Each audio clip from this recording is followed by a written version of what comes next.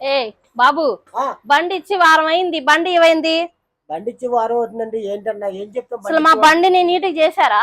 బండి నీట్ గా చేయడం కాదు మేడం, నీకు అర్థం అవ్వలేదు. బండి ఏం చేస్తాం, మీ ఆయన బాగా బోర్కు వచ్చింది బండి. బోర్కి వచ్చేది ఏంది? బాగా వాడి వాడి వాడి బాగా బోర్కు చేసి ఎంత మా బండి బోర్కి వచ్చిందని మీ దగ్గర తీసుకొచ్చా. అవునండి, మీ ఆయన బాగా ఆయిల్ బాగా వాడాడు. అవునా? అప్పుడప్పుడు డ్యూటీకి వెళ్తారేమో, మీ ఆయన బాగా ఆయిల్ లేదు. మీ ఆయన దాంట్లో చూసి ఇదేంద్రా పైన పోస్తే కింద కారుతుంది. మన పైన పోతే కింద కారుతుంది. మీ ఆయనకి ఆయిల్ లేదు.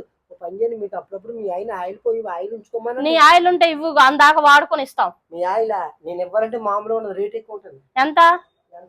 5,000 6,000 ఉంటుంది. ఆ 10,000 అయినా ఇస్తాం, ఇవ్వు ఆయిల్. ఏదో ఇవ్వు. ఎప్పుడేమన్నా నైట్కి ఇస్తాను.